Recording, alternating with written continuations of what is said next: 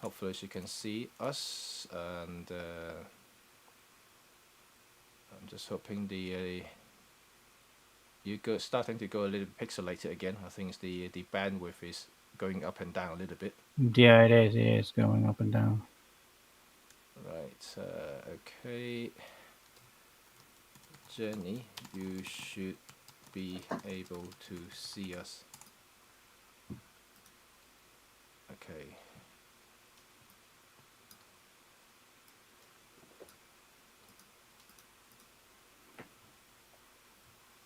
God, it's gonna. Yes. Okay. She can see us now. That's good. So Jenny, Yes. so this is how we're gonna start the stream, both for Peter and I, and then I also have the product shots, which is in. Let's see. Oops. 1 second. In My here, this is live the stream product is shots. actually on already. Really? What about Yeah. mine? Let me see. Oh, mine is too. Oh, she started. She started already. Okay, right, guys. Okay, the official stream is not started until 10 o'clock. We are just a little bit early. Yeah, we can have a chat, no problem at all. So for you guys, if Yeah. you want to ask us any questions about anything not Laowa related, we save all your questions about Laowa until 10 p.m. And you can talk to I Peter and don't. I about anything Michael 4/3 or Olympus or anything like that. Actually, yours hasn't started yet, Jimmy, on your channel. Matt. I can't All see right. it. Okay. Oh, because I haven't. It's only Probably mine. have. No, I'm Mine going live now. started. I don't know why. Oh, because you. Mine start. I started now because you I've no. started. I'm going to start it now. I've Okay, no guys, idea why and mine started. right. Thank you for coming, and we are a little bit. Well, I don't know how we can say it now. We are not early, but we are not late. And so officially, the I Laowa stream is not starting until another 20 minutes, and but we are live a little bit early. So guys, we will start our presentation obviously in 20 minutes time with anything Laowa about wide-angle lenses, and of course you might have seen some of the reviews or seen the news already about the latest Laowa 7.5 f2, which is right here, and I'll have a close-up product shots in a minute. And so feel free to browse around the internet about this particular lens, because we will be spending some time talking about it, but more importantly about wide angle, using Laowa's wide angle prime lenses. And there are a few choices. So okay, I'm not gonna talk too much now because it's supposed to be 10 p.m. So I'm not gonna don't start start talking now. about the lava yet. So I wonder let's why the stream started. That's interesting. yeah, Right. Okay. Here we are. And never mind, never mind. and this is actually, if we just go through a few things, this is actually streamed from London, from Jimmy's place, and he's streaming this to Hong Kong, where they are distributing this to 3 or 4 different channels. So it's the same live stream on my channel and Jimmy's channel, and on Laowa's Facebook, and Yeah. also on Laowa's YouTube. I think I need to check Yes. if the Laowa's, if it's on. It's not on their live or their Facebook yet. That's not No. on. But And we can chat. And if there are any questions, there's somebody was asking about on at least on my channel, because I have both chats on Jimmy's and mine, about the new firmware, and that's all about the new lenses, or the new lens, because there's the focus stacking and focus what do you call it, bracketing with the 8-25, and that's just to make the cameras compatible with that. So that's all about that firmware. yes. I think there's Peter no other. Peter is one of the luckiest Yes. persons on earth, Yeah, I did get the chance to test it. Yes, I did. Yeah, and I know quite a few of you actually asked me, and Peter, no, Robin. I mean Robin. Yeah, Robin and I didn't actually post the video because we haven't actually got the lens in time to do the video. So yeah, but everyone, Yeah. please enjoy Peter's video because it's fantastic, and you like the lens. I literally just got it this morning, so I'm gonna have a chance to play with it. It should be quite interesting. Oh, cool. Yeah, it And I'm is. It actually is an going to interesting take. lens. I have a photo shoot tomorrow, so I'm going to take it out and to try it. So just wait for some of those photos when it comes to my turn to do the video. So yeah, I think it's a fantastic lens. So tell me a little bit about it, Peter, about that particular lens. And I know you've done the reviews Well, already. yeah, well, the main thing, of course, is that it looks exactly the same like the Pro lineup lens, and it's fully weather sealed. It has an MF clutch, LFN button, and of course the image quality is totally great. And for videographers, it's great because the f4 is constant from 8 to 25, and I think I have pre-ordered the lens, and I will be using it for video shoot because it's really versatile and interesting for B-rolls. And what I liked Yeah. about it too, it was that it's 23 centimeters. The closest focusing distance, so you can get really nice images, And close up of and that's flowers, and then you can see that is from the sensor, right? That's from the sensor. yeah, that's from sensor, so you're actually quite close, as you saw from my video. Somebody was asking that why am I just like why I'm sticking the lens to the flower, but that's so close, and it's good for that because you have a big flower in the front, and then you have the kind of like the environment, the surroundings, and yeah, I love it. I love it. The lens, it's Yeah, yeah. I it's mean, good. And I literally just opened the box and put it on the camera, and just before the stream, and it feels good. It feels good. Although having said that, like it's not as light as I was expecting, because like between the 12 to 40 2.8 Pro to the 12 to 45 F4 Pro, there's quite a big difference in terms of weight. And then in this yes, particular case, I think there is, it's lighter, but it's not like, let's say, half the weight at the 7014 f2.8 Pro. But it's nice. It's a nice piece of, like, really well built metal here. But I think the best thing is obviously, like you mentioned, is the filter. The ability to use normal 72 millimeters filters. yes, I think yeah, that's true. that's the big Yeah, bonus. Yeah. that is. And it was funny because in the original video that I had to cut out because I never, put it side by side with the 7 to 14 millimeter. I said originally in the video or when I was shooting it, I said that it's so much smaller than the 7 to 14, but it's actually the same size. The only difference is that it doesn't have the bulky front element. Yeah. Then I was Yeah. because when I was, I said, which of course I cut out. I said that okay, here is a comparison. You can see it from this picture how much smaller it is. Then I put them Yeah. side by side when I was trying to make the image, and I looked like, wait a minute, I have to cut that out. It's actually the same size. That's because I have the feeling that the 7 to 14 is a huge lens. It's just, but it's not actually. Yeah. It It's was all because smaller of than I expected. it's all because It's of the funny. 12 to 45 F4 Pro was smaller, than the 12 to 40 Yes. 2.8. Yeah, And so that one is a lot smaller. Yes. we just have the assumption, when the lens turned up, I thought, it's yeah. going to be smaller, it's going to be lighter, and but it is lighter, but like I said, it's not that much lighter than the 2.8 version.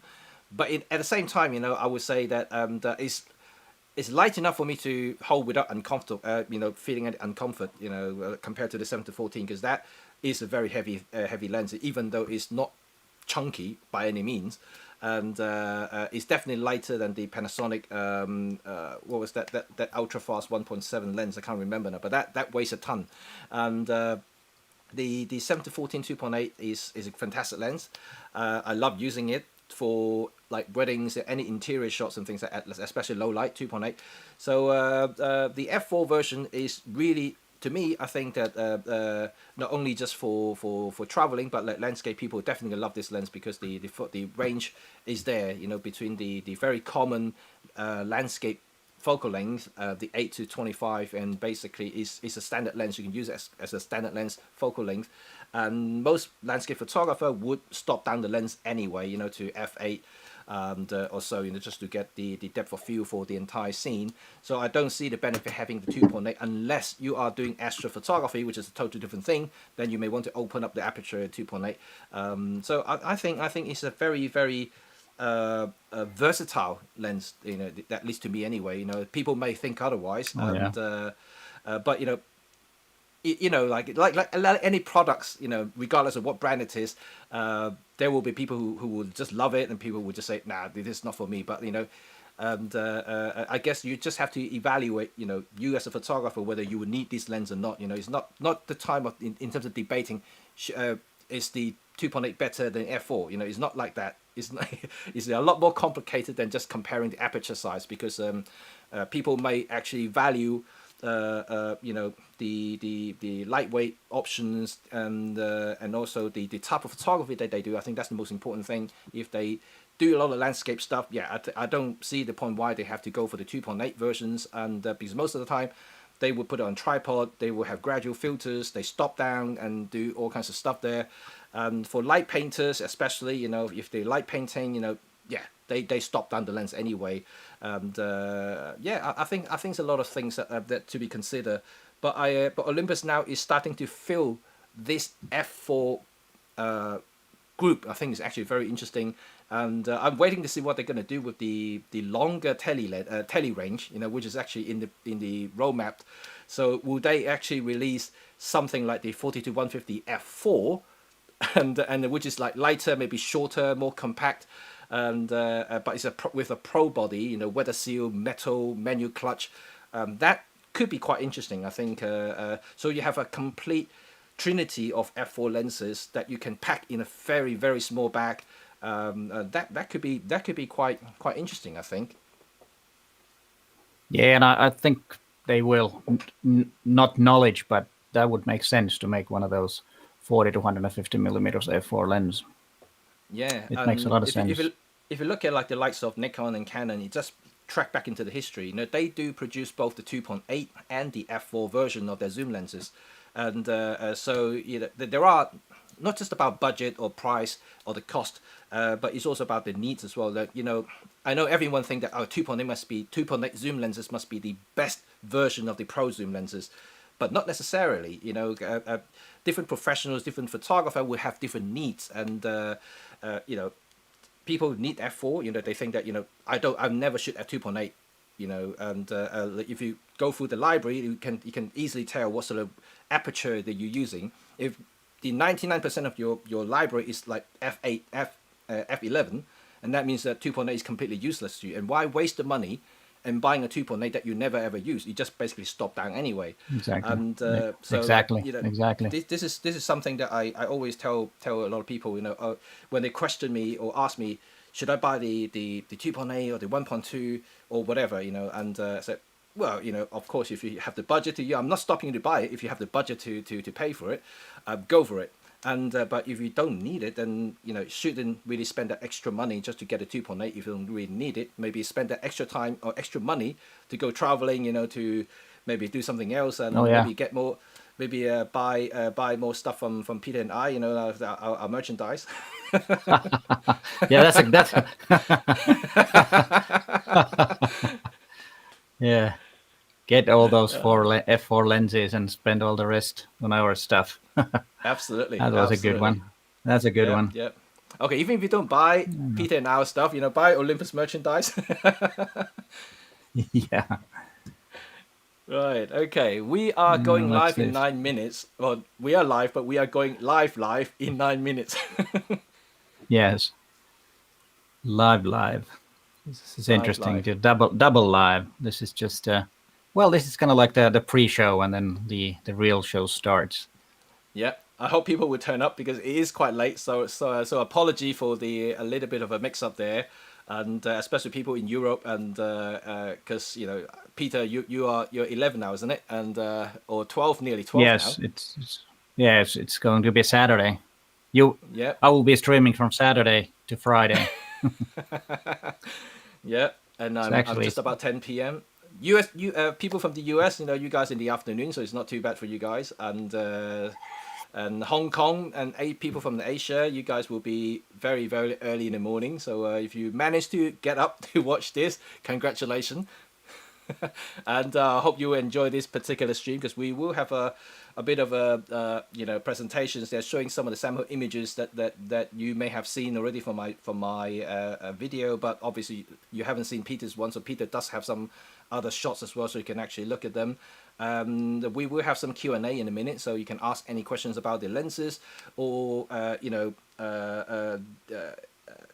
different Laowa lenses that are currently available in the catalog, because they do stock quite a wide range of micro four thirds lenses, and especially from the wide angle spectrum or focal lengths, because they do have the 7.5, they have the 9.5, they have the 10, and they have the 17, and I think that's about it. They have 4 wide angle prime lenses in the catalogs, and especially the 7.5, they do have different versions, which I actually have them here, so you can actually see them in a minute.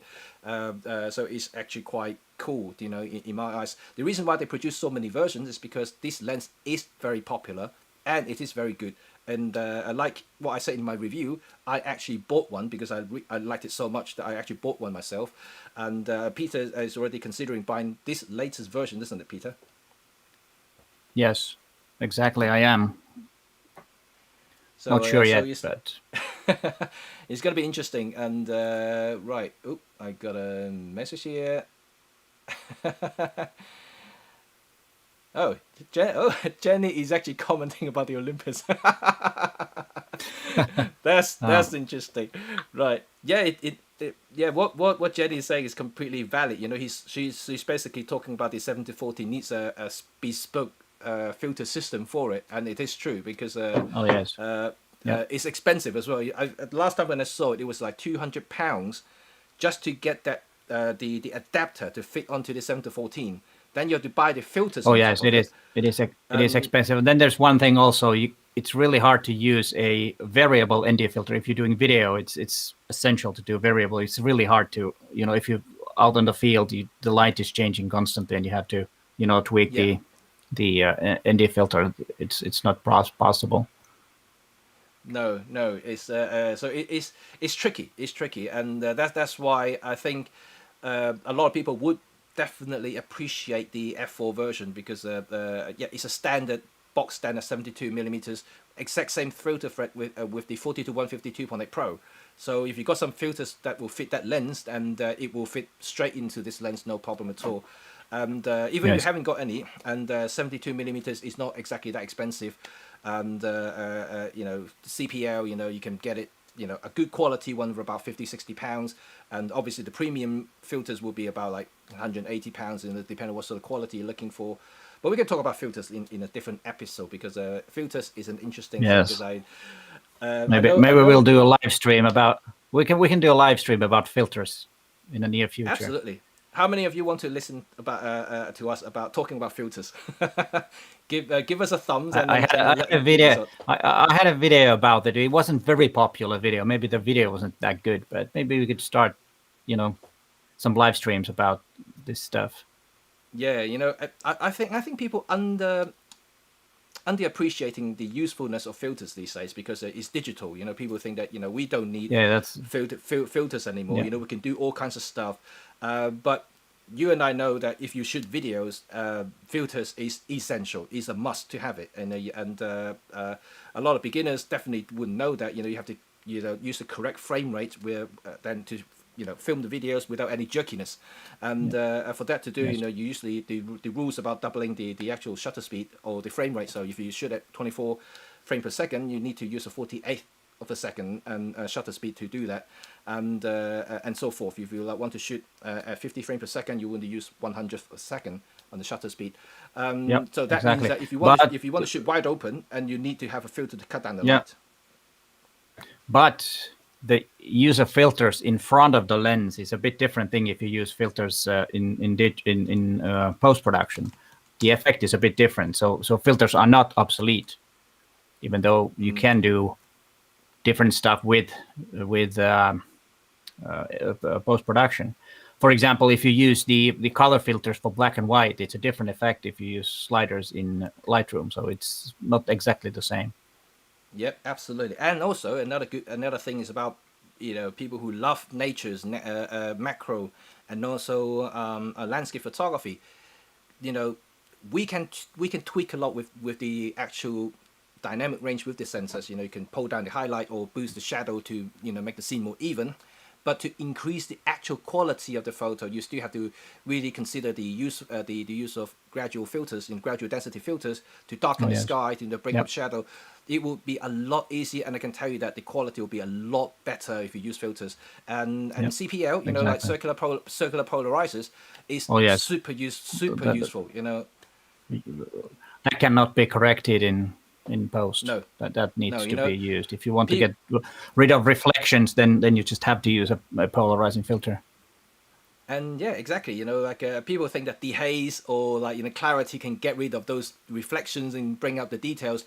They can't. Because reflection is basically loss of details. When the digital sensor capture the data, you basically lost the detail. It's like clipping the highlights. You can't get it back. So the only way to get rid of it is to use a CPL, the circular polarizers, to reduce the reflection of the from the sun or whatever, and then you can basically further process it. Yeah. Right. We are about to go live in 2 minutes. 2 minutes. Yeah, we're about to go live in Laowa's channel too. I think we have to. Right. Guys, just before we start, just a quick reminder. I know you guys are very enthusiastic, commenting on both Peter and my channel. I can see the comments are flowing through at the moment for the Q&A, and by the way, now we are live on Facebook in Laowa's group live now. On Facebook. I have it on there too. Yes. Great stuff. Okay, for everyone joining us, and welcome to. Laowa special wide-angle meeting master, yes, 2021 between Peter and myself, Jimmy. So we're going to talk about wide-angle lenses. Yes. And before we start the stream, let me just remind you guys that this stream is now live on Facebook and on Laowa's own YouTube channel, on Peter's channel, and my channel. So 4 channel live at the moment. So there are a lot of comments flying through, as I can see on both Peter and my channel at the moment. I haven't got Laowa's channel opened up, but I'm pretty sure they have some as well, and Facebook.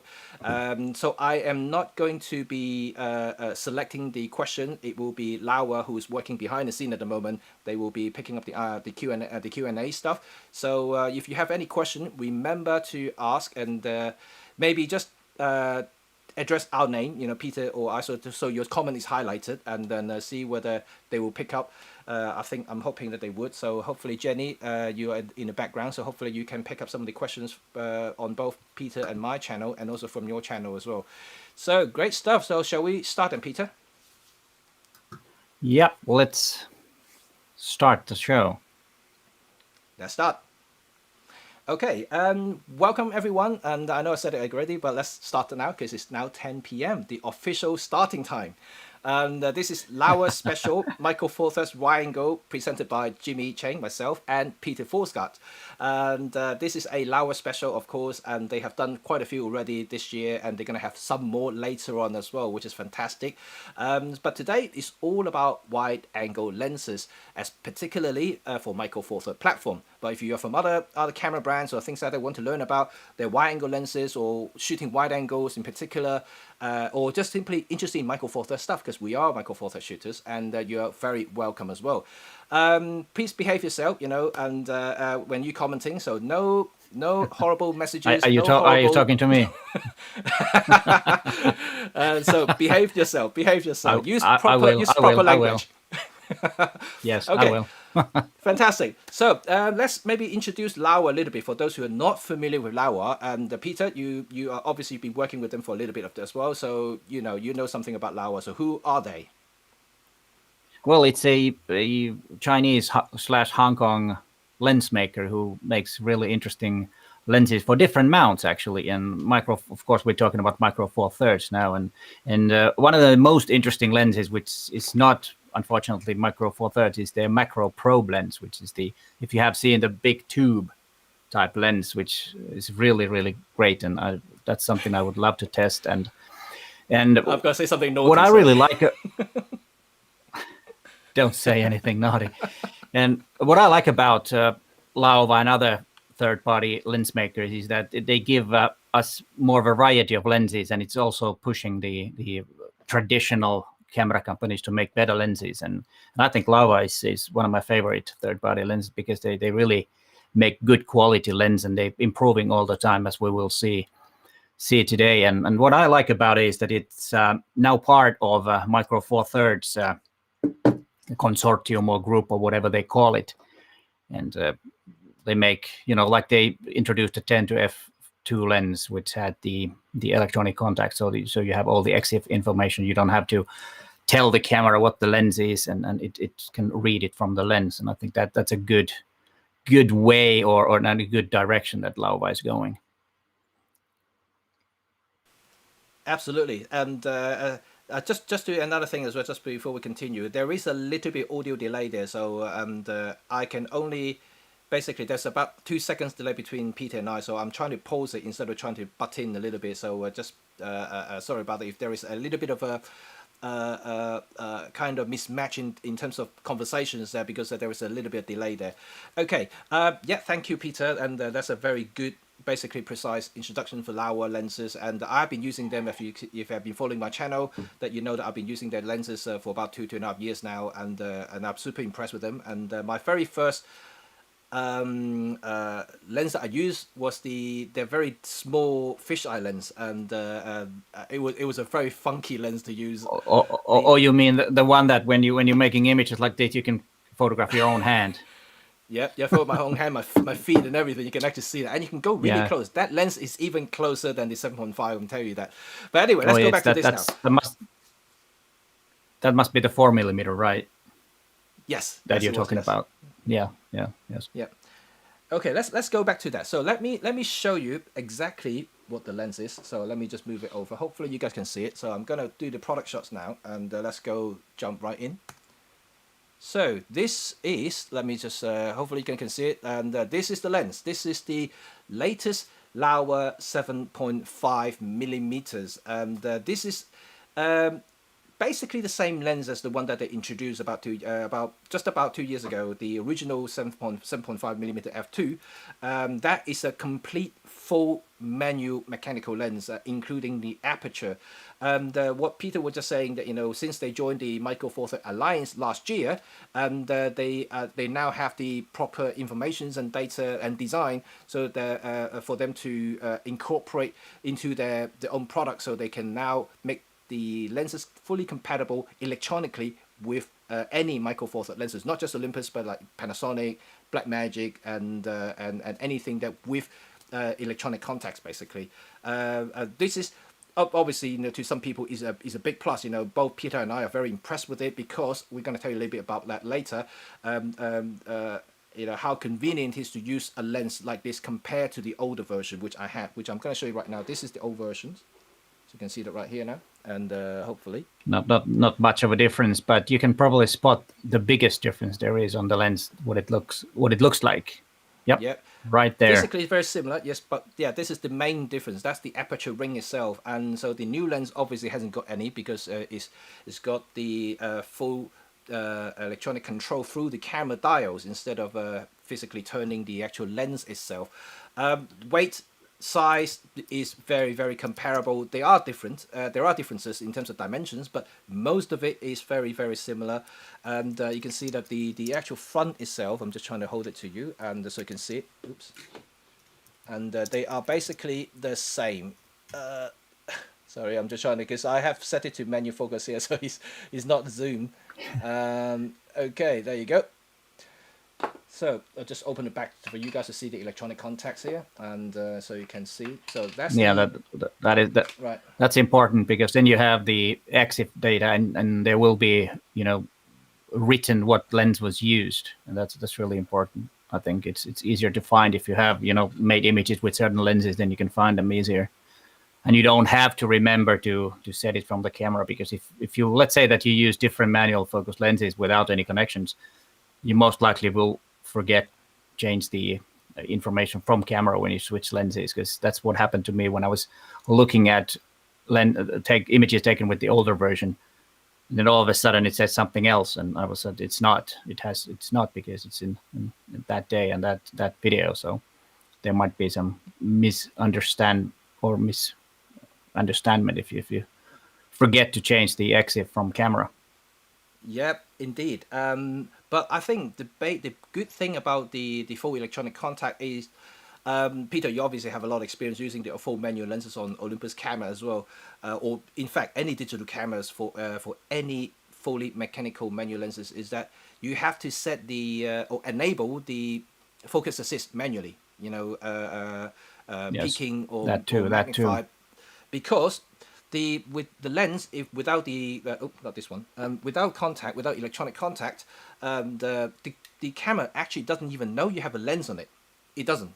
And so that means that there's no way to tell the camera doesn't even know whether they need to have IBIS on or anything, whether they needs to have or whether you're actually turning the focusing ring, so it doesn't know anything at all.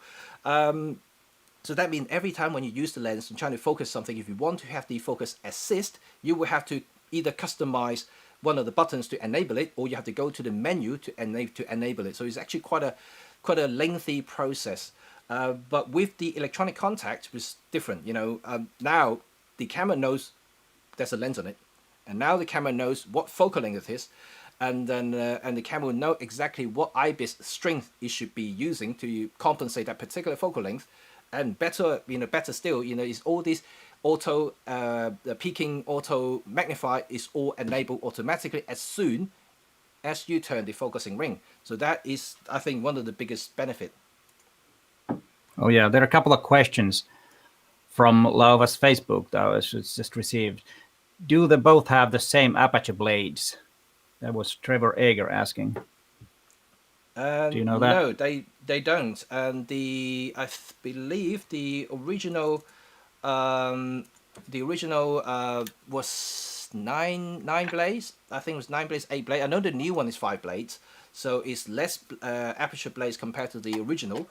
So that's, yes, that won't affect the actual bokeh quality. There's not much bokeh anywhere for this sort of wide angle lenses. But if you do interesting bokeh, most likely you're going to shoot at wide open, which basically no difference at all. But if you do stop down the lens, it will affect the sun stars, and when you have to point the lens to the sun or anything with specular highlights, you will see these kind of star things coming on into the scene. So instead of having 8 lines or 9 lines, you have 5 lines, and that's the only difference.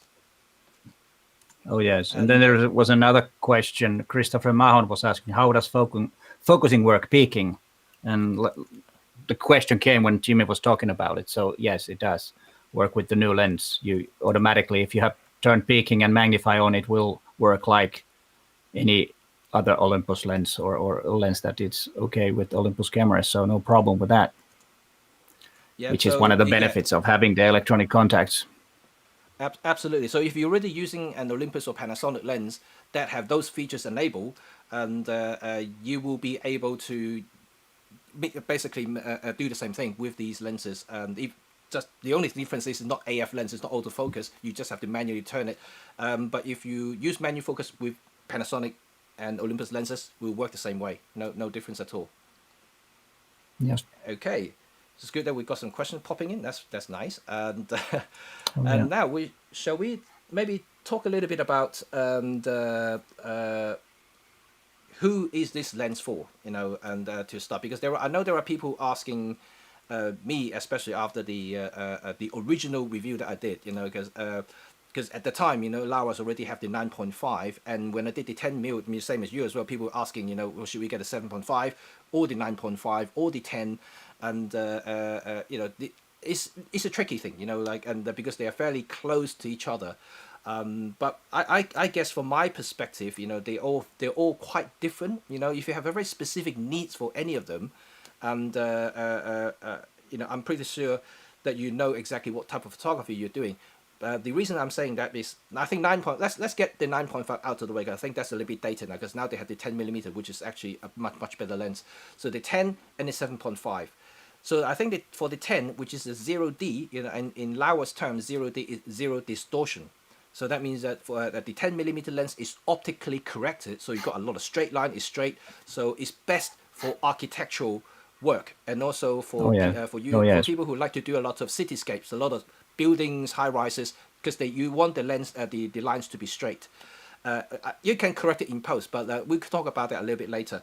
But for 7.5, it's a much wider lens, and then it has a little bit of a barrel distortion, but you get a much wider perspective, which means that if you are constantly shooting in very confined space, really tight spaces, and also landscape, landscape, you don't really have to worry too much about distortion, because things are not straight anyway, and unless you're shooting seascapes and things like that, which is different. And but so it really depends what sort of thing you do, and because 7.5 and 10, even though it doesn't sound a lot, 2.5 millimeters, but if you work it out in equivalent 35 mil full frame terms, there is still 5 mil difference there, which is actually quite a bit. If you look into side by side images, you will see that the 7.5 does give you a little bit more into the scene. So if you do need that space, and the 7.5 is really good. And for me, I love the 7.5 more than the 10 millimeters because of that, and especially when you do vlogging, for instance, so you can do it facing yourself. If you don't have a particularly long arm, and the extra wide angle will help that distance, and so you're not too big into the screen. Yes. Yeah, then we have to remember that the 7.5 millimeter have 3 different versions. Now you have the new one, then the older one, then you also have the one for video, and then you also have the one for drones. The one for drones is a bit lighter, not much, but just enough. You have the video version of the lens with the. Yes, I have the video version, which is this one here. You can see that this is the video version, which have the gear actually on the barrel itself, and so this is for use with follow focus unit, really on the gimbal or actually on the handheld unit.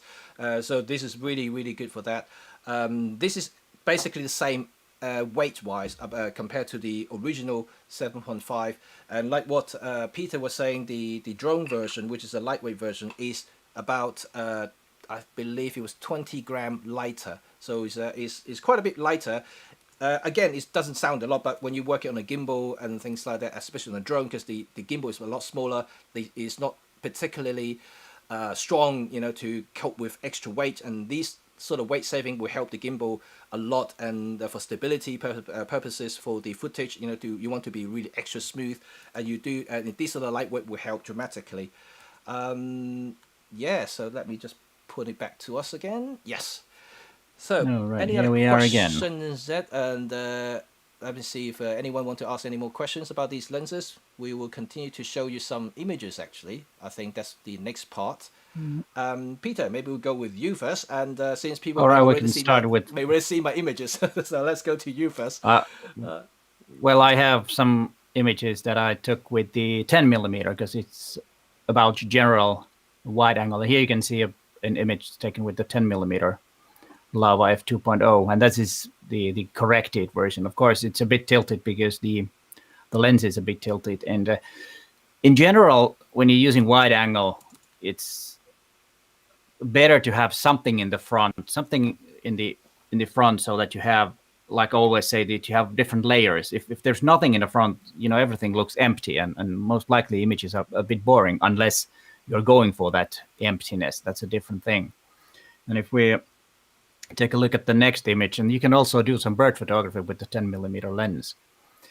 And I was lying on my stomach on the what do you call the gravel over there, and stick my arm out, and those swans can be pretty fierce. So I would have wanted to be even closer, but when they started to getting interested in my camera, and they are pretty strong birds, so I had to grab it quickly. And of course, the problem was with the focusing, so I had to pre-focus and hope that they are in focus.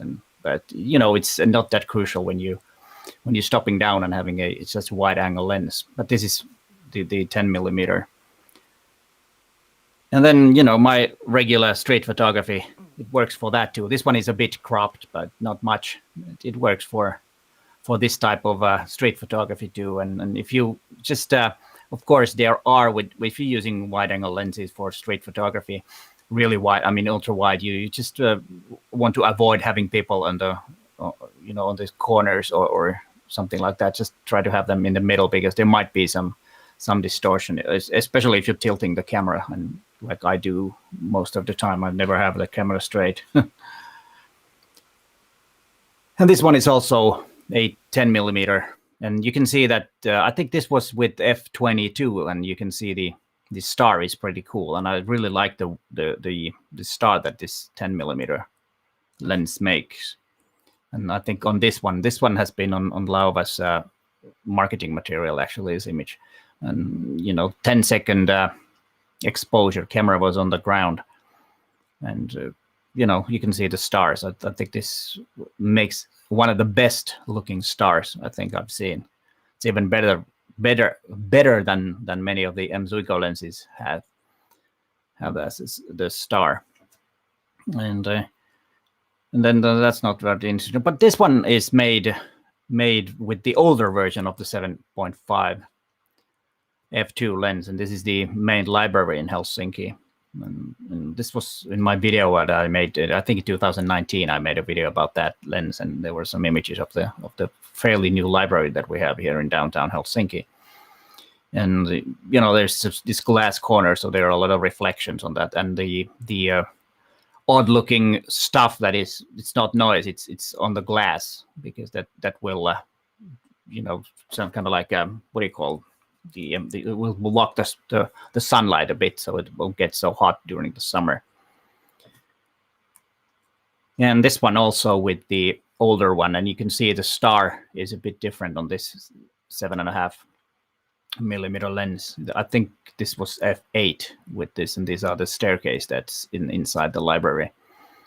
And now we have some images from my video that will be on or published on Sunday about this lens. It's a bit longer video than I usually do, but it's a kind of like a photo walk video where I walked around in a beach town, 2-hour drive from Helsinki, and it was I made the video about almost 2 months ago, so it wasn't really summer and beach time yet, but it was as you can see from this is not cropped at all, and fairly straight to camera, and you can see that they're not bad distortions. You can't see, but you can see a bit of a vignetting on the corners, but usually that's not a big problem because you can easily fix that in post if you don't like it.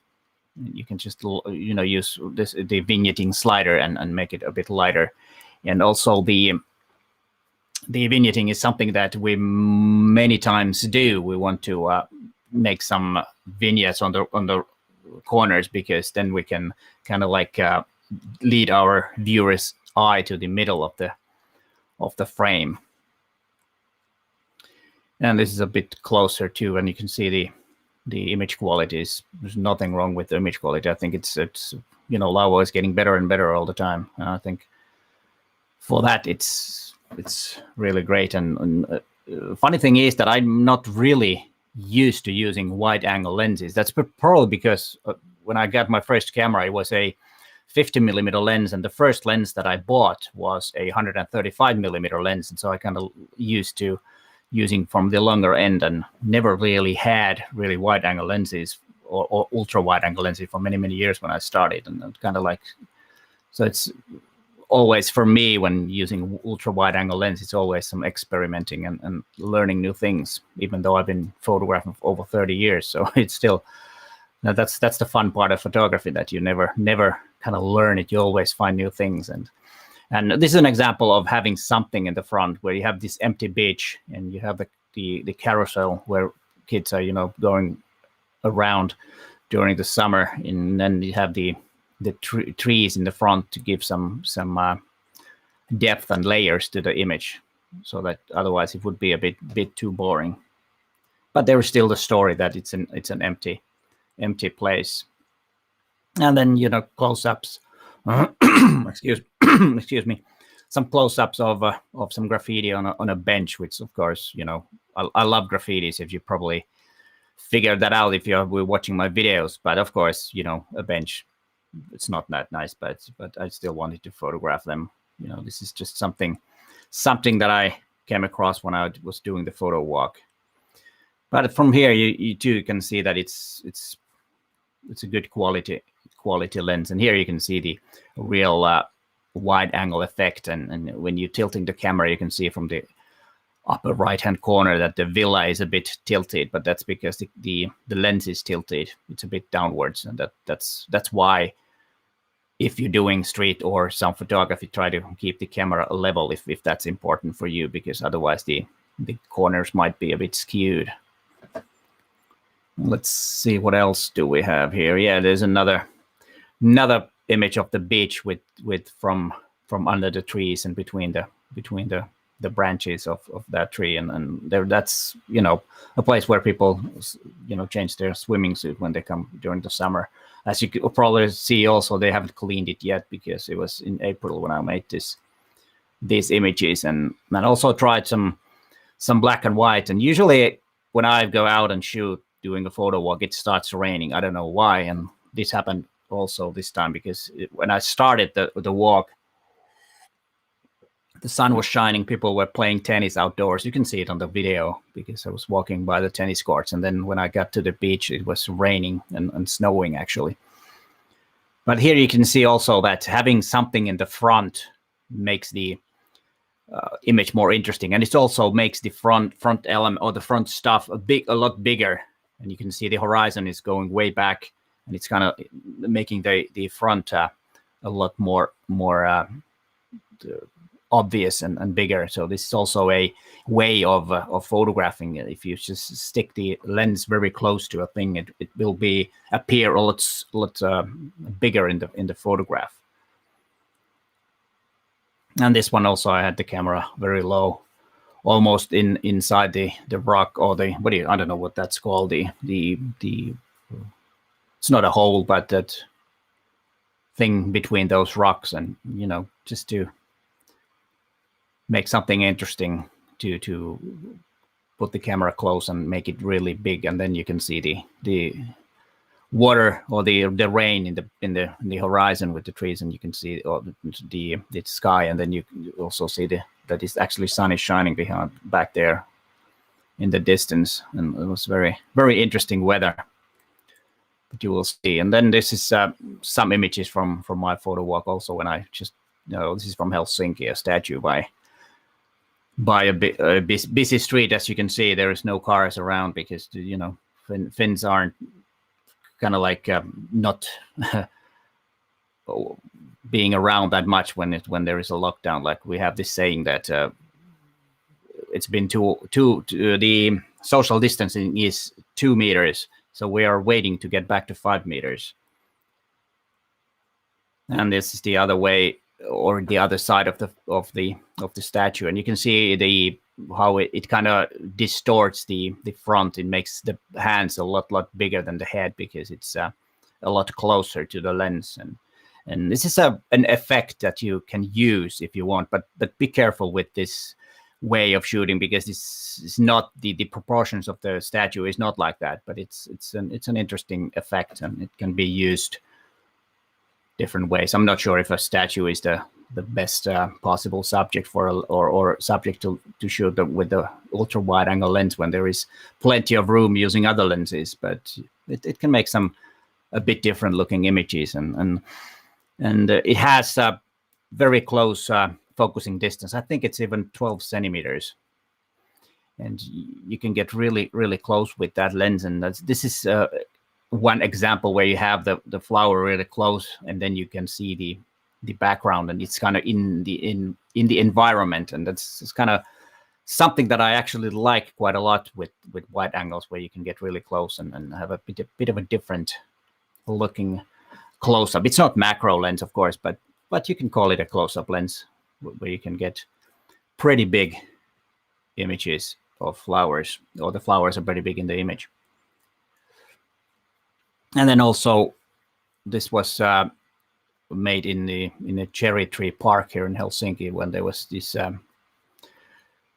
cherry blossoms were at its best. For it only lasts like a day or two here in Helsinki, and there's usually a big party around this, kind of like a hanami party around these trees. But of course now it was canceled, the party, but a lot of people were there anyways, and I made images. And here you can see how the bokeh looks. I think it looks pretty decent. It's a bit busy, but I think it looks pretty decent. And you can see from the corners that the bokeh balls are a bit kind of like oval shaped, but otherwise it's pretty good.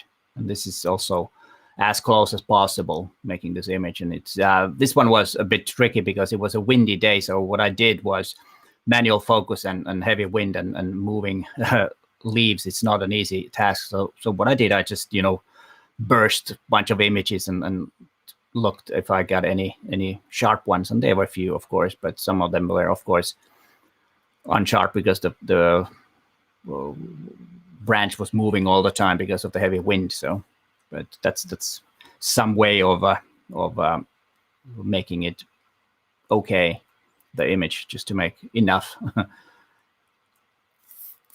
And then I think this is the last image. Here's another example of having the flower in the environment. And I think this is one of the nicest way of doing it in nature if you want to do this. And it's, of course, it's the same time you can do some really nice landscapes too with that lens. So it's quite versatile lens. Let me see if there are any other image. No, that was the last one. Perfect, thank you. So it's Peter. a versatile lens. You can do yeah, it's a versatile lens, and you can do a lot of different things with it.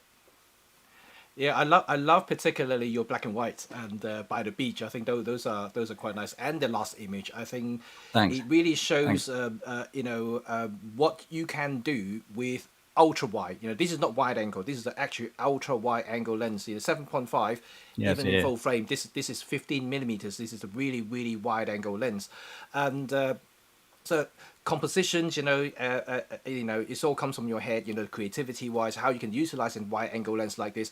I think the last image that Peter showed there, we really kind of demonstrated what you can do in terms of composition and also subject focus, simply using depth of field with an ultra wide angle lens like this. And it is something that is really interesting, because a lot of people sometimes when they look at flowers on the floor, on the ground, they would probably just go up close and shoot with it, and with a macro lens or with a standard lens, and they just blur everything out, which is nice. But like we talked about a lot, in terms of depth of field and the angle of views in photography is to show the environment, where it is very important. In this particular case, obviously, that what Peter did was shooting wide open and isolate the actual white flower from the background, which is a fantastic way of basically showing you, where the point of focus is, which is the flower. And this is a very clever way of highlighting the subject. So it's really good. I do think that's really interesting.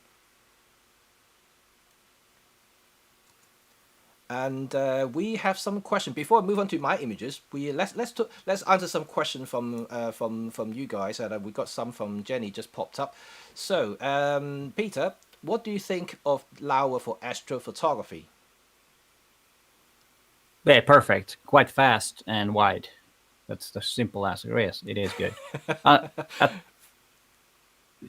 Because of course, if you're using manual focus, it's a bit tricky to focus, but you just use the magnify and sharpen or make the focus to a star. You cannot do infinity because it's a bit different thing. It's funny when you're doing infinity. It's actually closer than infinity to stars. Yeah, So is you have why to. that's why Olympus has the Starry Sky AF, because you can't just set it to infinity. Yes. Yes. Right. Yes. So Okay. I think it's perfect for that. Okay, the next question is from Christopher. Is this comparable to Olympus 12 millimeters, or is it dramatically different? I think he refers to focal length. Yeah, this is a lot wider.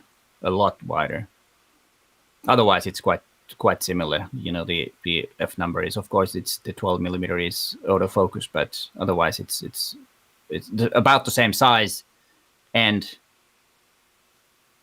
the image quality both are good, but the 7.5 is a lot wider. So just to show you, just in case, obviously I can't swap the lens at the moment, but imagine like this is 12 millimeters. And sorry, no, this is 12 millimeters. This is 12 millimeters.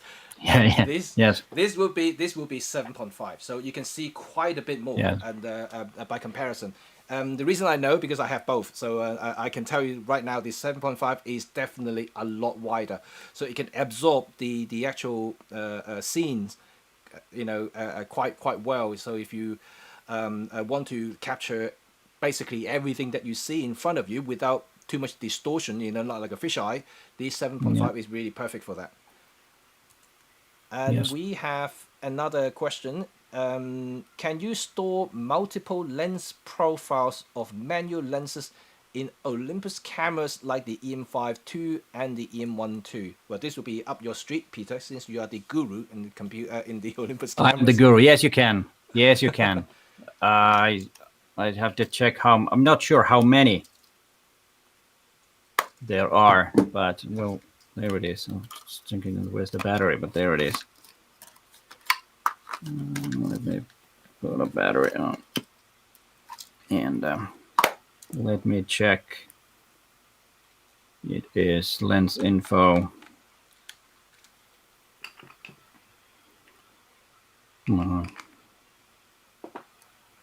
Lens info settings. I have 8 on my camera right now, and it's so yes, at least Good. 12 you can do or more.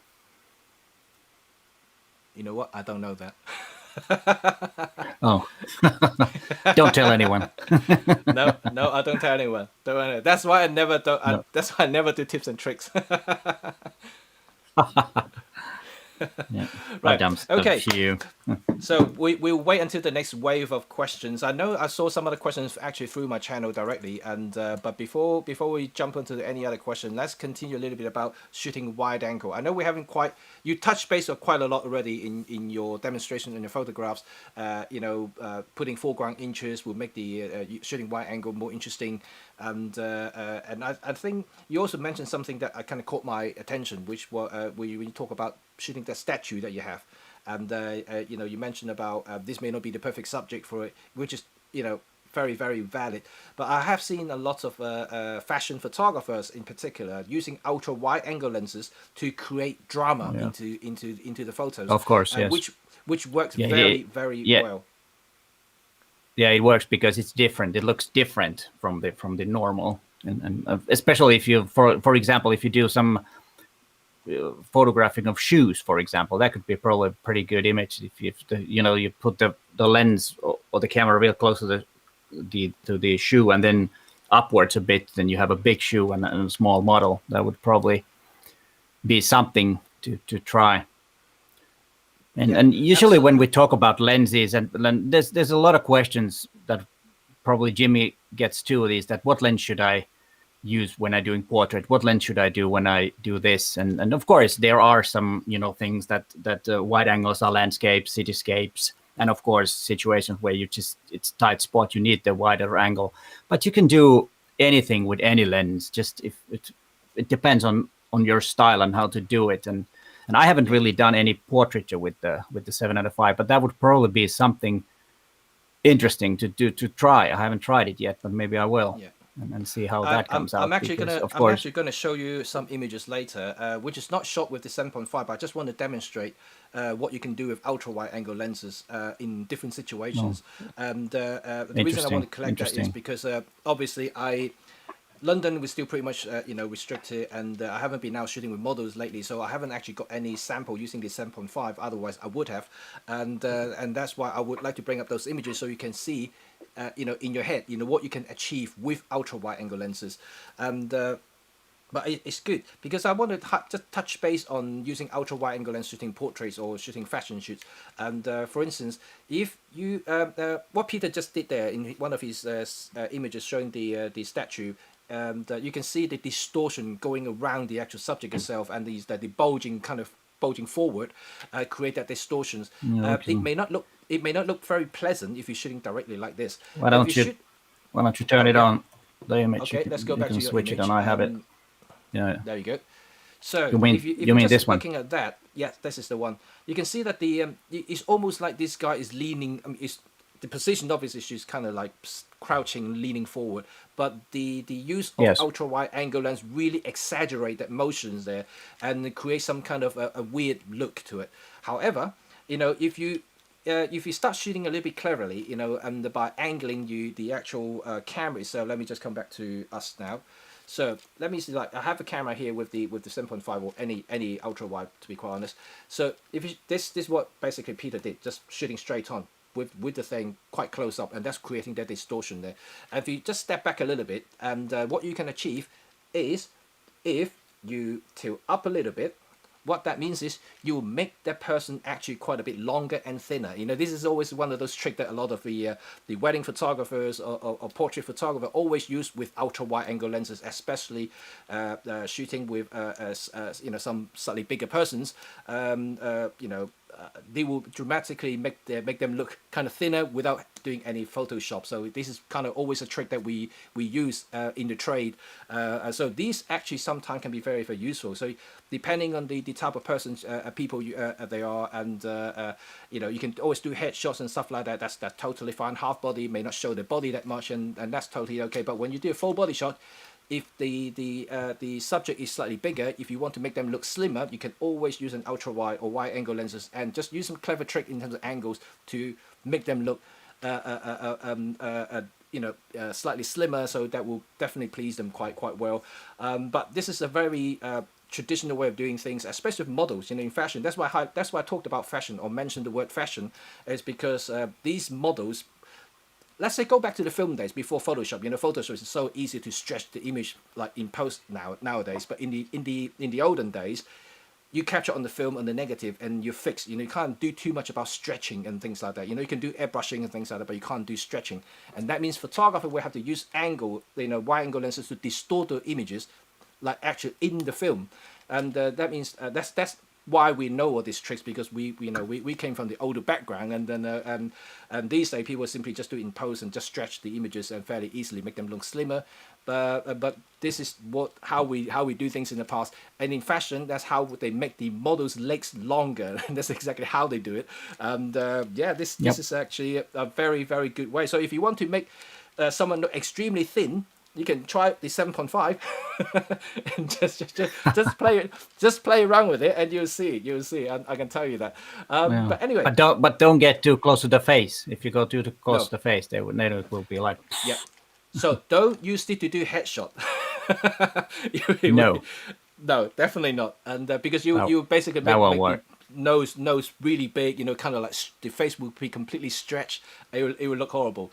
And what other tips you can give people shooting ultra wide? I talked about shooting people because that's kind of my speciality there. I mean, I shoot a lot of people. That's why I know, the usage of ultra wide there. But in general. Well, in general, I already covered quite a few of those when I was showing my images. The first thing is to make the image interesting with having something in the front. Usually, if you don't have anything in the front, the image is boring, like I already said a few times, actually. And that's really important. Of course, if the thing is that you want to show the vast emptiness, then it's of course a different thing. But that's something to tell the story. So you're kind of taking advantage of the lens and the wide angle lens, and also getting close with, for example, with the 7.5 f2, you can really get close and have some interesting images of different things, and also show the surroundings and the environment at the same time to give more story. Because usually, like Jimmy, I think he said about macro photography, that people are just taking an image of a flower. Okay, it's a nice flower, but so what? If you have the surroundings there, it's more of a story. Tell a lot more what's going on. You might even include people in there, walking in the background, and kind of like make a different, totally different type of image. And then, of course, if you're in a tight spot and you just need the wide angle, that's of course the most obvious. Also, the use of wide angle, and but I wouldn't. Maybe I was talking about street photography, but I don't know if a 7.5 f2 would be good for street photography. Maybe for some style it could, but not really my style of stuff. I don't think it works. But if it's not something that you cannot do, of course you can, but it depends on your style. I think Jimmy does that because he was, thumbing up. Yeah, it's fine, Jimmy. Okay, well, it's totally fine. It's totally fine. But no. I think you actually said it earlier. You can use any lens, any focal length to create any images. And there is no limit. You just have to know. Yeah. You just have to know the character of the lens. The telephoto lenses have different characters. Standard lenses, and then wide angle and ultra wide angle is kind of like wide angle on steroids, so it's a bit more extreme, and you just have to know how they behave, and then take that as a tool, or take advantage of the way the lenses behave, and you will start improving. Yep. Okay. Great. Great tips there, Peter. Okay, now maybe we've still got around about 20 minutes. So let's jump onto my images, and I can show you what I took with the 7.5, new and old, and those are basically the same thing. And then and I also have the images that I just told you about, using ultra wide to shoot a variety of subjects, so you can know what sort of thing you can do with an ultra wide lens. And so let's jump right onto it. So let me come onto my images now. So first of all, this is basically what you can absorb, using an ultra wide lens. This is shot in Greenwich, and with the Cutty Sark right in front of me, and I was not far from it. But what a 7.5 can do is dramatize everything. You can see once I tilt up the lens, what Peter mentioned earlier, you can clearly see what you can achieve with it. So this is shot with the older 7.5, the original 7.5. You can see the sun there. You can see the sun star is very, very different to the new lens, and because you got less aperture blade, so you got more stray light coming through at the angle, the kind of cross sections of the actual blade itself. So it's a more like a personal preference. I wouldn't say which one is best or worse. It just really depending on your preference of what the sun star should look like.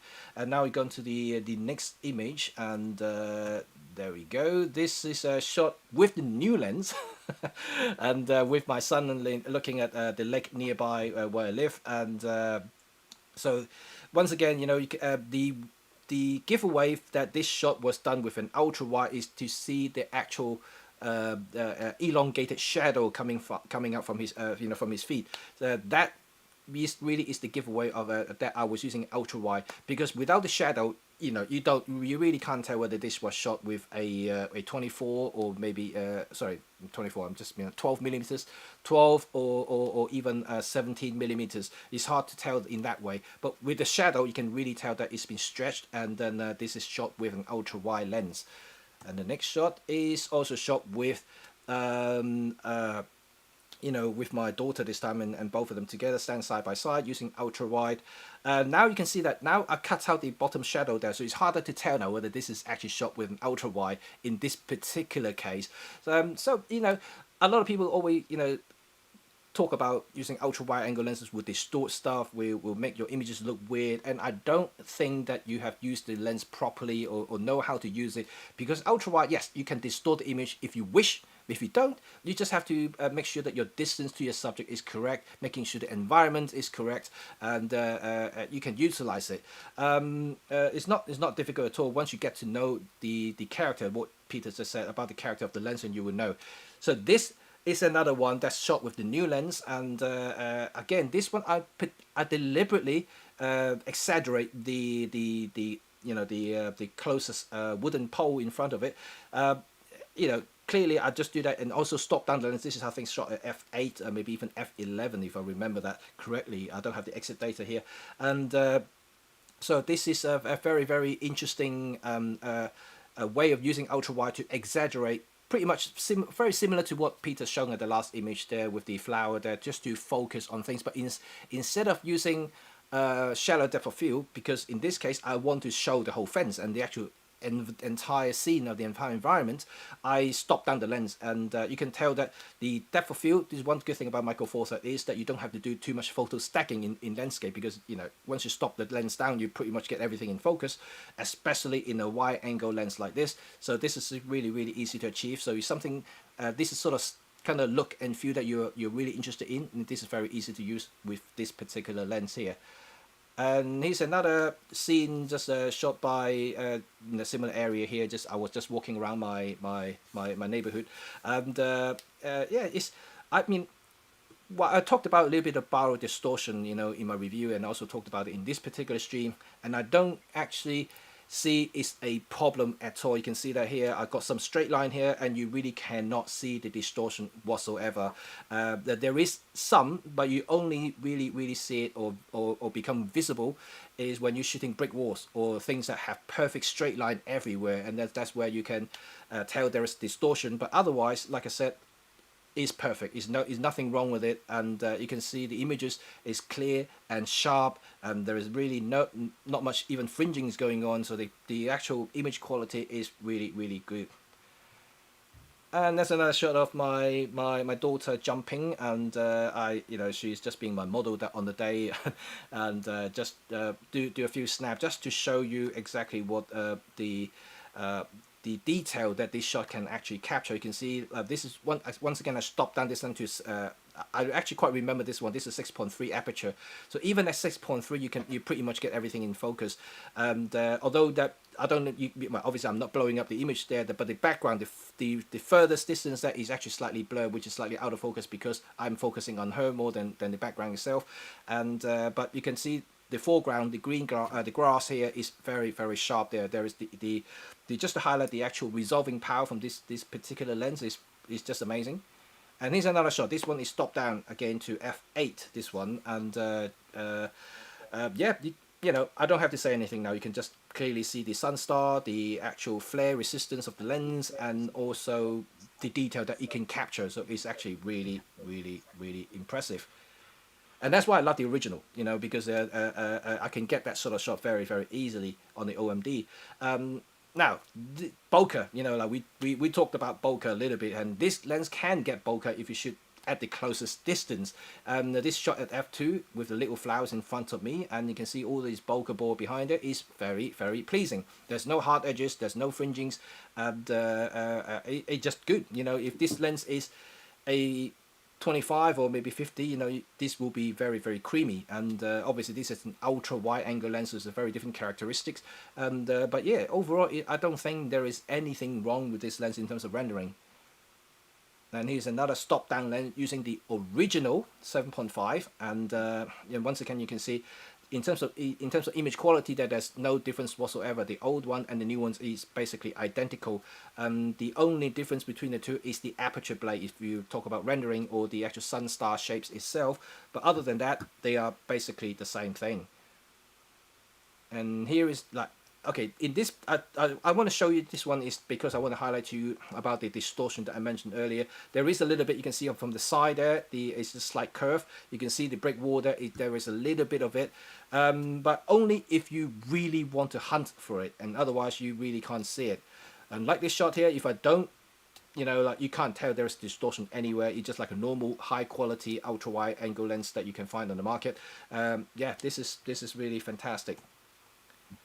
And here's another shot with the 7.5, and yeah, it's a fun lens to use, especially for the size and for the weight. You can bang it on a very slim body like the pen or the EM5 or the EM10, and just go around all day without even feeling it. So it's actually pretty awesome.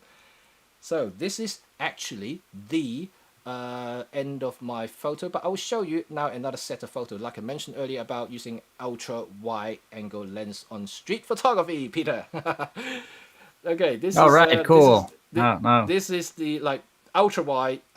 This is the full frame lens, so this is the I'm trying to remember the focal length now. This is, I believe, is 21 in full frame is pretty wide, and so this is so you can tell like 21, so that would be around 10 millimeters in micro four thirds. So you can get the Laowa 10 millimeter to basically achieve the same shot as this if you know how to angle your shots and how low you want to get it. And so that's one usage of you to basically exaggerate the whole scene. And this shot it was actually done quite a few years ago with one of the test lenses I was using. Yeah, it's fun, to be honest. If you haven't been using ultra wide angle lenses to do street or any other thing, it's a fun exercise just to go and try it out. You haven't got any ultra wide, you should try it. I think you should, you will find it quite interesting. So this particular selfie that I do for myself is is the Olympus 12 millimeters. So people were talking about it a little bit earlier about 12 millimeter from Olympus. What does it look like? You know, when compared to the Laowa, the ultra wide, and so you know it depends on what sort of angle you're setting your cameras in, how much you're tilting up and down, because what we discussed is the ultra wide will distort the images, and the 12 is not kind of ultra wide, and it's still wide, but it's nowhere near the 7.5 there. So this, if I use a the 7.5, this will look completely different. Not only I will be smaller, but also the distortion, and by tilting upward means that my leg would actually get a little bit longer. That so I should have used the 7.5 instead of 12, because that would make me look a bit taller. But in this case, it's fine. Just want to show you this.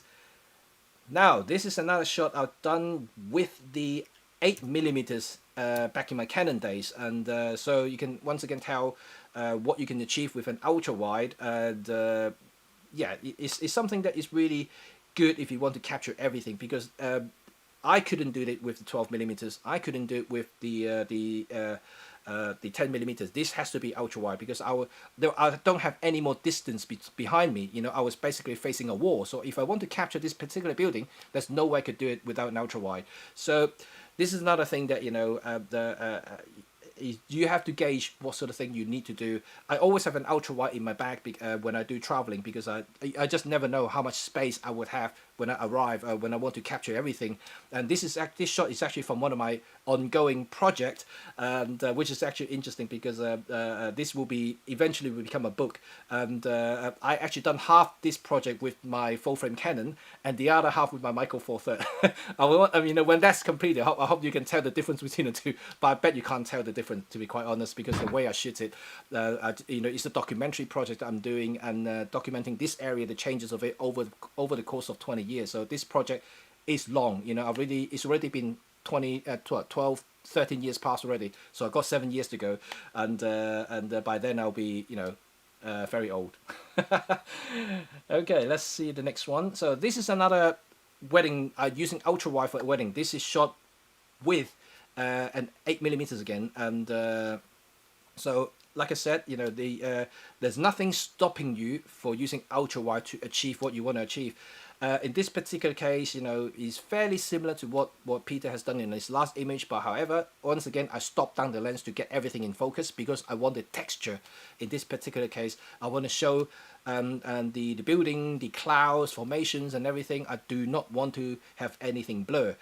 So the only way to highlight the subject is to use light, and in this case I'll be using artificial light. So I basically superficially underexpose the entire scene, and by using extra speed light remote trigger, and to create a stronger light to highlight the subject. So it's a very simple way to do it, but it's very effective, yet again, using ultra wide angle lens. And here is another classic example, and on the wedding using ultra wide. This is Olympus. This is 7-14 f2.8 Pro, and so this is shot at 7 millimeters. Once again I use this because two things. I want to exaggerate the scene, and that's to dramatize the whole situation. But secondly is because I want to get the balcony from the top half of the photos there, because if I use a 12 or 17, and I would not be able to capture that at the top section there. So, you know, it's important to have an ultra wide in my case. And so if you are, you know, starting to do some weddings with the Micro Four Third systems, and doing some landscape, of course, you know, I think ultra wide is something that you cannot miss. You know, you should add that in your arsenal, whether it's going to be Laowa or anything else. You know, it's always good to have. And I think that's probably all the photos I want to show you. But you know, you get what I mean about using ultra wide for a variety of uses, because I personally think that, you know, it's a fun focal length. It may not be for everyone, you know, like I think for versatility, you know, you want to go for something more standard. You know, Peter would agree. You know, you probably go for the 12-40. You know, you can kind of cover a good variety of focal lengths there, and you can do basically everything. But once you master that focal length, you know, to do whatever you really wanted to do, you may want to step out of the comfort zone and start exploring other options. You know, that's why people would jump into the macro, jump into ultra wide lenses like these or super tele, just to get different perspectives. So, if you've already gone past that stage, yeah, you should really try that. And this 7.5 is affordable, it's good quality, and I think Peter would agree that it shoots beautiful images. Oh yes, it can. And a couple of comments on Jimmy on your images, and as you saw from those that you have the people in images with taken with 7.5 were really ultra wide angle lens. Jimmy placed them in the middle. Yep. In most of those shots where you have people, because of course, if you have them on the sides, there might be some distortions, especially if the camera is a bit tilted. Yep. So Yep. that's why it's a yep, good. A good example, actually. Especially, yeah. At Just the go end, ahead. Sorry. At the end of my review on the 7.5, the one that I just released today, if you look to the end of the video, you'll see me distorted because I was on the edge of the frame. And then that's why I don't place subject on the edge, because you'll see, basically, I will gain, like, I talked about making people slimmer. I'll talk about making people's legs longer, but that only works if you place them in the middle. If you put them on the side, the face or the subject will stretch. That means you actually make them look bigger and fatter. So you definitely do not want to put them on the side. And also you might be tempted to use one of these really wide angle lenses for group shots, but be careful if you have people on the edges, then they will be kind of distorted, and that's it's a good lens for group shots, but there is a downside if the group is filling the whole scene edge to edge, then that is not possibly a good thing. I'm not sure if anyone's seen the Joe Biden's photos. I don't know. It was very. It went viral about, I think, last month. It was shot with an ultra wide angle lens, and the people were all distorted. Oh yes. So yes, yeah. It was the one with Jimmy Carter, was it? Was it Jimmy Carter? And I think it might have been. I don't know. It was. I don't. Well, but Biden, anyways. Yes. Yeah, it was Biden. There was one question about which focal length of Laowa lenses would you use for vlogging? You've done that. You're more experienced with vlogging than I am. Which one would you get? You have the 7.5, so you would get that. I like I said, because I try all of them. I mean, I have the 7.5. I did test. I reviewed the 10 and also the 9.5 and the 17. I literally reviewed most of the Laowa lenses before. 7.5 is by far my favorite for vlogging, simply because I don't have to stretch my arm out because it's so wide. Even if I can't try to show you my arm, but I can't show you my arm. There you go. Even if I don't fully extended my arm, and even if I just come back a little bit, I can still see basically from my chest to my head, and that's how wide this is, and this is really good. But when you vlog with the 7.5, obviously there are still a few precaution that you have to remember, is that things that we already mentioned about distortion. So you make sure that you're always more or less in the center of the frame. Otherwise, you basically distort your faces and things a little bit. But in video is totally fine, because if you're holding your camera correctly when you vlog, and this is totally fine, and you will find yourself actually less tiring because you don't have to stretch out your arm. If you use let's say 10 millimeters, or even using the 12 millimeters, you will find yourself really have to stretch out. Especially if you don't have a long arm, and so I'm 5'8", so this is really good. If I bend my arm, I can still see almost half of my body, and if you are slightly shorter, and this will be valuable and basically critical for you. Any slightly tight closer lenses, it will become a problem, and you may have to really stretch out, or maybe even using an extension like a pole or something to get you kind of half body, because you don't always want to show just the head. If you vlog, you'll be too close, and so just be mindful of that. And another good thing about vlogging using 7.5 is that because I bend my arm, so I'm not fully extended, I can adjust the everything if I need to, because I'm close to the camera and I'm close to the lens. I can adjust the focus, I can adjust the aperture, the setting, I can even adjust the ND filter that attached to it.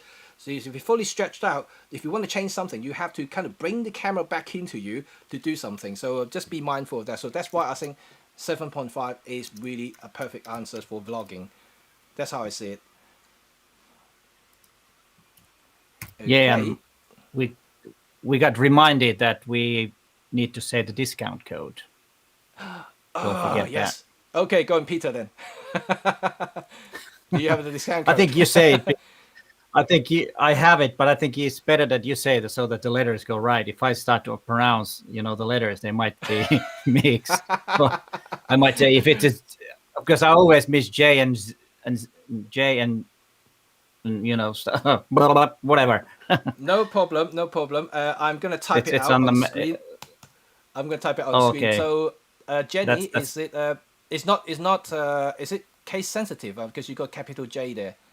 Just double confirming it, and hopefully that it's not case sensitive. It is. Yeah. If it is, then you have to follow exactly what I type on the screen in a minute. But it is Jim Pet. Is Jim Pet? Well, it's supposed to Pete, but Jim Pet 05. Yeah, that's what it is. So, so how much discount is it, Peter? I think it was 5%. 5% discount if you on use anything. This code on anything. On any lens. On any lens, yes. Lens. Right. Okay, or anything. So yes. I'm going to put it on screen now. So this is the discount code. I'm going to make it a little bit bigger. So this is the discount code you can use. It's JimPet 50. Oh, sorry, not 50. 05. Okay, so beg my pardon. Yeah. Okay, 05, not 50. Otherwise, it'll be 50% discount. So don't use that code, yeah? So 05. And case sensitive. So it's capital J, IMPET 05. That's the discount code for the Laowa lenses. So you can use because you are such good audience and good fans and followers and fans of Laowa, Peter and myself, Jimmy. And you are awarded with this discount code. I'm going to put this in the description after the stream, so you can always come back if you do anything. If it doesn't work, and it's in the go to Laowa. And it's in the chat on, and it it's on. It's also in the chat on both channels. So all right, cool. Yeah, it's on the chat as well, so you guys can see it. That's no problem. So good. I think it's fantastic, and it's a good turnout, and really enjoy that. So I hope that you guys enjoy that as well. If you got any other question, and you can maybe give another 5 minutes for you guys to ask both Peter and myself. And obviously afterward, our contacts. If you're already following our channels and other social media platforms, you are very welcome to contact us directly. And if you've got any technical design thing that you want to ask about the lenses or any other products, you can obviously contact Laowa directly. They are on Facebook, they are on Instagram, everywhere. You can their socials already everywhere anyway, so it's very easy to find them. Just search for Laowa lenses, you will find them. Other than that, I think that if you come across. And if you come across Venus Optics, that's the same thing. That's actually the manufacturer of Laowa lenses. So you might come across Venus Optics too, or Venus lenses. That's something that they also use. But they're good. I think. I like them. We are photographers, and of course, we are Olympus guys, both Peter and myself, and but we are Micro Four Third shooters. We're all within the alliance, at the Micro Four Third Alliance. We support each other because this is healthy for the actual community, healthy for the overall Micro Four Third users, and that's why I support everything Micro Four Third. And Laowa is being definitely one of the main players now. I mean, I could really call them as one of the main players in the Micro Four Third because their lenses are definitely high quality. As you can see from both Peter and myself, all the videos that we've done with the Laowa lenses reviews, we praise them because they are really generally improving every single time when they have a new product out, and you can see the image quality is improving as well. And no doubt about that, we're going to show you more future Laowa Micro Four Third lenses. And remember, if you want to learn more about these stuff in the future and get first-hand review and images, and subscribe to Peter and myself channel, and that will be helpful. And also you can share our videos everywhere. I can troll everybody's site and just put our links to it, and hopefully that will increase our view counts. Yeah, and don't forget that Laowa has these Meeting the Masters 2021 videos on their channel. Some more. There will be more to come, and there is already 6 before this is done. This is the episode 7 actually, so there are 6 episodes of the different different approach and different genres of photography. So Yep, and if you want check to out see us those back too. here very soon, if you want to see us back very soon, remember to just keep going back to Laowa's Facebook page and keep saying, "We want Peter and Jimmy. We want Peter and Jimmy." Just repeat 100 times, and then we will come back. All right. Oh yes, Okay. exactly. Right. I think it is time's up. It's 1 hour, and this is the allocated time that we Yeah. have for this particular stream. And it is very early in Hong Kong, which Jenny, we have to say thank you to Jenny, to wake up, really early for this stream. Yep. And so thank you, Jenny. Thank you so much. Really, And, really and, thank, appreciate your and, effort. and thanks Laowa for having us. And yes, thanks so much Yes, Laowa thank for you. having us. It's been an honor to be, and also it's been an honor to talk to you, Jimmy. It's always fun and great. like I always said, when I started YouTube, Jimmy was one of those channels that I watched and learned. Well, He's a thank you. great channel. It's fun, Peter and I are great friends. We met in London. Hopefully, when the travel restriction is lifted, I'll be able to go to Finland and finally meet Peter and see his beautiful landscape, and rather than just keep seeing my backyard here, so it'll be quite good. Yeah, and then there was one thing that I said. I'm not sure if this is proper to say, but there was one thing that I said before we started this, that whoever has the most viewers during live stream buys the other one a beer, and I have to say that I think I lost this one. So next time we meet, the beer is on me. Oh, I didn't even check. I have no idea because I'm not seeing anything at the Yeah, moment. I just checked because I just remembered what I said, so I had to check. Yeah, I really it just is. see It is. someone just come up with Roman John. Roman's been on both of our channel, and so hi Roman. You are a little bit late, Yes. but don't worry. You can always go back to the beginning of this replay and see what we talked about in new lens and also ultra wide angle lenses in general, and see some sample images between Peter and myself. And yes, and you can see this text right in front of the screen here is the discount code you can use on Laowa's website to buy any lenses from them, and get 5% discount. And they're very generous of Laowa, not only having us but also giving you guys some discount as well. And I think I'm going to use that code to buy stuff as well. That's quite good, and That's a good deal. Yeah. yeah, that's a good deal. Maybe I'll get the new 7.5, and that means I will have all So three of them in you don't possession. have you don't have enough 7.5mm lenses. Probably you only have 2 or 3. You need No, the fourth one. Oh. This one is for my gimbal, so I like using this one because it's the cine version, so it's a good one. And then the original, I think the original is different. Oh yeah, maybe just touch base a little bit on that before we finish. Between the two, which one would you prefer, the full menu or the auto version? Put this way. Yep, you can see both of them. So, Peter, which one would you say you would prefer? As a photographer. The new. Now. For photography, the new one, definitely, because it has the electronics. You have the EXIF and you have the help with the manual focus automatically. But for video, I would get, of course, the video version because it has the aperture ring, which is pretty, and the gears to use follow focus if you need.